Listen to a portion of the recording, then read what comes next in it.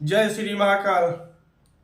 आज हम बताएंगे कि हमारे घर में तंत्र कैसे लग गया, किसने लगाया, क्यों लगाया, ये कैसे जानकारी करें। बहुत बढ़िया।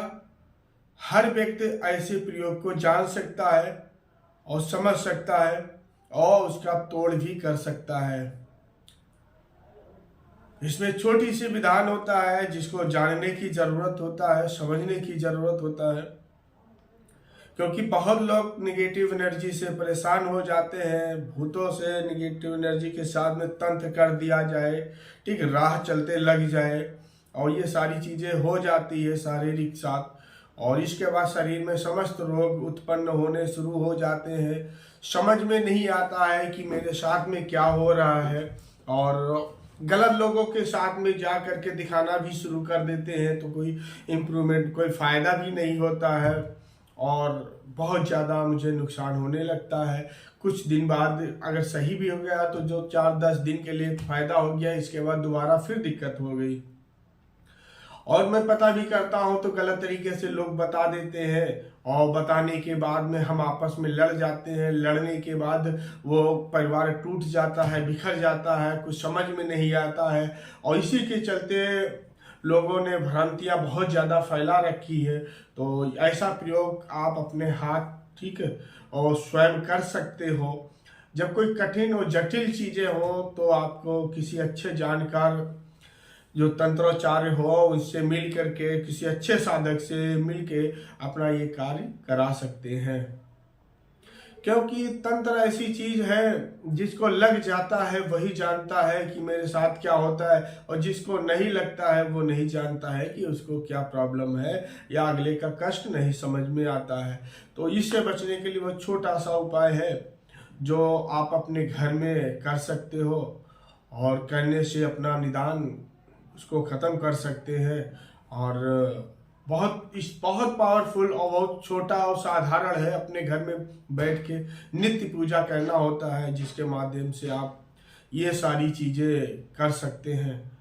और इसमें एक चीज़ और है, यदि आप ऐसा प्रयोग करते हैं स्वप्न के माध्यम से भी आपको पता चल जाएगा कि कौन व्यक्ति हमारे ऊपर करा रहा है, कौन शत्रु है, ठीक है।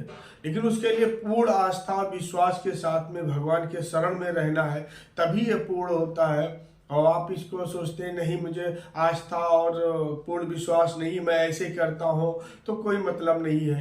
क्योंकि जो भी एनर्जी जिस भी पूजा में मन लगाता हूँ उसमें मैं अपना जब तक एनर्जी को क्रिएट नहीं करता हूँ, मतलब पावर विश्वास के साथ नहीं लाता हूँ, तब तक हमारे कार्य सिद्ध नहीं होते हैं।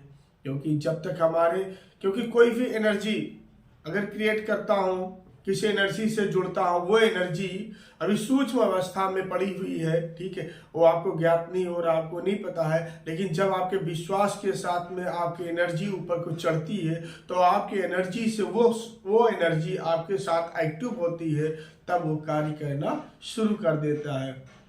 अब इस एनर्जी को क्या करना है, अब उसको चाहो तो गलत दिशा की ओर ले जाओ, चाहो तो अच्छे दिशा की ओर ले जाओ।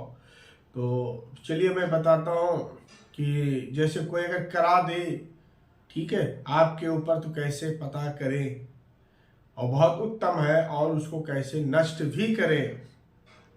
आपको क्या करना है, एक लोटा में जल लेना है, एक लोटा जो तांबे का लोटा होना चाहिए, ठीक है, तो उत्तम है। नहीं है तो चलाएगा, लेकिन तांबे का हो तो बहुत उत्तम है।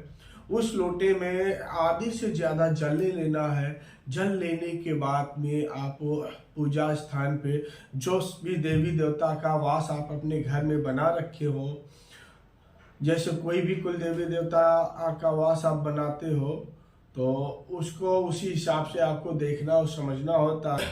आप अपने घर में हनुमान जी को स्थान दे रखे हैं, भगवान शिव को स्थान दे रखे हैं, भैरव जी को स्थान दे रखे हैं, दुर्गा जी को आपने स्थान दे रखे हैं, काली जी को स्थान दे रखे हैं, गणेश जी को स्थान दे रखे हैं, या खाटू जी का आप स्थान दे रखे हैं। जिस भी देवी देवता का आप स्थान अपने घर में दे रखे हैं, आप वहाँ पे बैठ जाना है।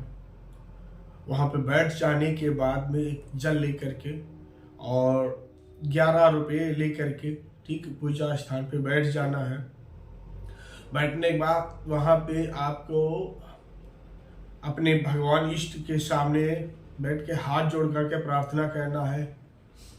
हे हनुमान जी, हे दुर्गा जी, हे काली जी, हे भगवान शिव, जो भी आपके इष्ट है, सबके नहीं, ठीक है, उन इष्ट को ध्यान करते हुए आपको मानसिक उनका जाप कर लेना है। जाप करने के जाप जो करना है वो 21 बार 51 बार जो भी जाप करना है, जाप करने और प्रार्थना करना कि हे हनुमान जी, मेरे घर में बहुत सारी समस्याएं आ रही हैं जिससे मैं बहुत प्रताड़ित हूँ, बहुत परेशान हूँ और समझ में नहीं आ रहा है। बहुत से रोग उत्पन्न हो रहे हैं, समस्त कार्य हमारे रुक रहे हैं, जो चल नहीं पा रहा है। मैं तो अज्ञानवश आपके शरण में हूँ, आप मुझे मार्गदर्शन करें, कृपा करें कि मेरे घर पे जो भी एनर्जी वास करती हो और जो करता हो उस स्वप्न में मुझे दर्शन कराएं कि कौन व्यक्ति है, मतलब वो कौन व्यक्ति है उसको स्वप्न में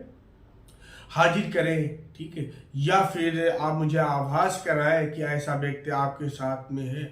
तो आप क्या है, ये प्रार्थना करने के बाद में 1 लोटा में जल लेना है।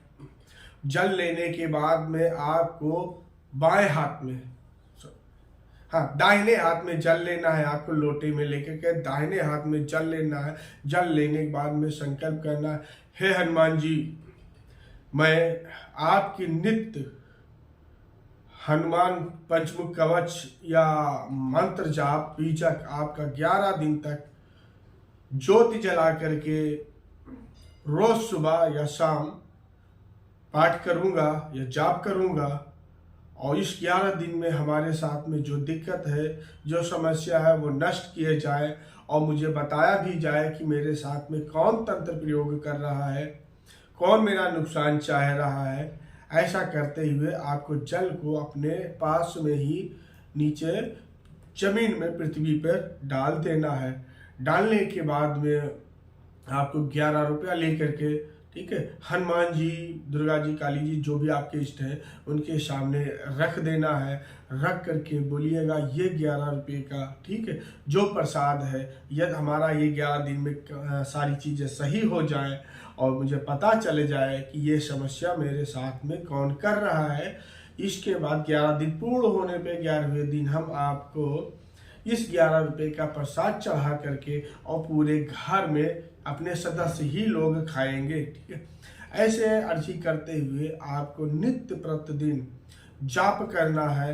रोज हो सके तो सुबह शाम करिए, अन्यथा आप सुबह सुबह भी करेंगे तो चलेगा, लेकिन करना प्रतिदिन है, ये चीज़ को ध्यान रखिएगा।